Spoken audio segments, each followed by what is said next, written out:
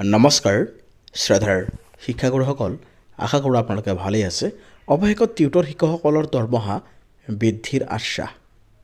তেওঁলোকৰ যি প্ৰতিবাদ আছিল, যি বিক্ষোভ আছিল, সেই বিক্ষোভৰ মাজতেই শিক্ষামন্ত্ৰীৰ সৈতে এটি পজিটিভ আলোচনা হৈছে আৰু তেওঁলোকৰ দৰমহা বৃদ্ধিৰ বাবে যাৱতীয় প্ৰস্তুতি চলাব বুলি আশ্বাস দিছে। আহকচোন আমি এই ভিডিঅ'টোৰ জৰিয়তে আলোচনা কৰোঁ শিক্ষকৰ মৰ্যাদা প্ৰদান, দৰমহা বৃদ্ধিৰ দাবীত বিক্ষোভ। প্ৰতিবাদকাৰী টিউটৰক দিছপুৰ চলোত বাধা নিৰাপত্তাৰক্ষীৰ।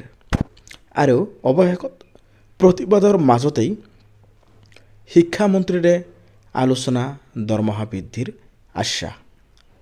শিক্ষকৰ মৰ্যাদা প্ৰদান, দৰমহা বৃদ্ধি আদিকে ধৰি কেইবাটাও দাবীৰ সমৰ্থনত দিছপুৰত চলো কাৰ্যসূচী ৰূপায়ণ কৰাৰ ফলত সদৌ অসম সন্মিলিত টিউটৰ মঞ্চই যি প্ৰতিবাদী সাব্যস্ত কৰিছে, তাৰ ফলত ৰাজ্যৰ বিভিন্ন প্ৰান্তৰ পৰা অহা সহস্ৰাধিক টিউটৰে চচৰৰ নিৰ্ধাৰিত ধৰ্ণাস্থলীত সমবেত হৈ দিছপুৰ অভিমুখে পদযাত্ৰা উলিয়াই আৰু অৱশেষত আৰক্ষী আৰু নিৰাপত্তাৰক্ষীৰ দলে তেওঁলোকক বাধা প্ৰদান কৰিবলৈ চেষ্টা কৰে যদিও প্ৰতিবাদী টিউটৰসকলে বেৰিকেড ঠেলি ওলাই অহাৰ প্ৰয়াস কৰে আৰু পৰৱৰ্তী সময়ত আৰক্ষী আৰু নিৰাপত্তাৰক্ষীৰ বাধাৰ বাবে তেওঁলোকে চচলতেই অৱস্থান গ্ৰহণ কৰে।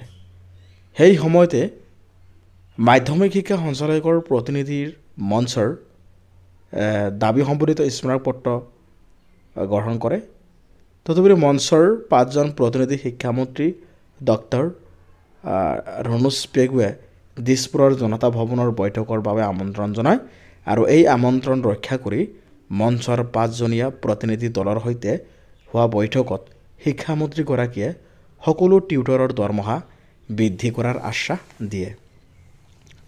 বৈঠকত অংশগ্ৰহণকাৰী তথা মঞ্চৰ সাধাৰণ সম্পাদক দ্বিজেন শৰ্মাই প্ৰকাশ কৰা অনুসৰি টিউটৰসকলৰ দৰমহা বৃদ্ধিৰ বাবে ফেব্ৰুৱাৰীত অনুষ্ঠিত হ'বলগীয়া বাজেট অধিৱেশনত যাৱতীয় ব্যৱস্থা গ্ৰহণ কৰা হ'ব আৰু ইয়াৰ সমান্তৰালভাৱে টিউটৰসকলক শিক্ষকৰ মৰ্যাদা প্ৰদান সন্দৰ্ভত শিক্ষামন্ত্ৰীগৰাকীয়ে কেতবোৰ নীতি নিৰ্দেশনাৰ কথা উল্লেখ কৰিছে। তদুপৰি বাজেট অধিৱেশনৰ পূৰ্বে অহা জানুৱাৰীত মুখ্যমন্ত্ৰীৰ সৈতে টিউটৰসকলৰ এখন বৈঠক অনুষ্ঠিত কৰিব বুলিও শিক্ষামন্ত্ৰীগৰাকীয়ে আশ্বাস দিয়ে আৰু এই আশ্বাসসমূহৰ ভিত্তিতেই মঞ্চই সাময়িকভাৱে প্ৰতিবাদ কাৰ্যসূচী স্থগিত ৰাখিবলৈ সিদ্ধান্ত গ্ৰহণ কৰিছে বুলি শৰ্মাই জানিবলৈ দিছে। কিন্তু আজিৰ বৈঠকখনত দিয়া প্ৰতিশ্ৰুতিসমূহ পূৰণ নকৰিলে আগন্তুক সময়ত অধিক জংগী আন্দোলনৰ কাৰ্যসূচী গ্ৰহণ কৰা হ'ব বুলিও শৰ্মাই হুংকাৰ দিয়ে। উল্লেখ যে শেহতীয়াকৈ প্ৰাদেশিকৰণ আইন অনুসৰি কেইবাটাও যোগ্যতা পূৰণ নকৰাৰ বাবে একাংশ শিক্ষকক ৰাজ্য চৰকাৰে টিউটৰৰ মৰ্যাদা প্ৰদান কৰি পদসমূহ প্ৰাদেশিকৰণ কৰে। এনেদৰে তেওঁলোকক টিউটৰৰ মৰ্যাদা প্ৰদান কৰাৰ ফলত শিক্ষক হিচাপে লাভ কৰিবলগীয়া সা সুবিধাসমূহৰ পৰাও তেওঁলোক বঞ্চিত হয়। এনেদৰে গ্ৰেড পে অনুসৰি দৰমহা লাভ কৰাৰ বিপৰীতে টিউটৰসকলে মাহিলী ফিক্স পে লাভ কৰি আহিছে, যাক লৈ টিউটৰসকলে তীব্ৰ অসন্তুষ্টি প্ৰকাশ কৰি তেওঁলোকক শিক্ষকৰ মৰ্যাদা প্ৰদান কৰাৰ লগতে দৰমহা বৃদ্ধিৰ দাবী উত্থাপন কৰি আহিছে। ইয়াৰ পূৰ্বেও এই দাবীসমূহৰ সমৰ্থনত তেওঁলোকে প্ৰতিবাদী কাৰ্যসূচী ৰূপায়ণ কৰিছিল। গতিকে অৱশেষত টিউটৰসকলৰ দৰমহা বৃদ্ধি কৰিব বুলি যি মৌখিক আশ্বাস আৰু প্ৰতিশ্ৰুতি প্ৰদান কৰিছে, লগতে আগন্তুক জানুৱাৰী মাহতেই যি বৈঠক বহিব, সেই বৈঠকত আৰু কটকটীয়াভাৱে তাৰ যি পদক্ষেপ আছে সেই পদক্ষেপসমূহ উপস্থাপন কৰিব লাগিব।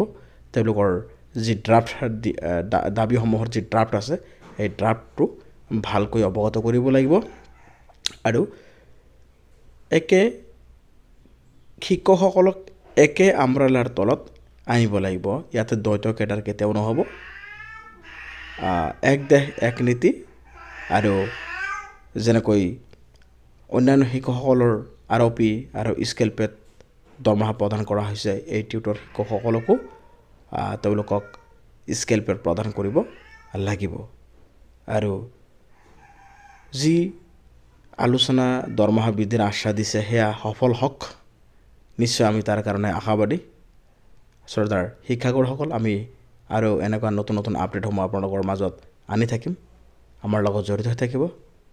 ধন্যবাদ।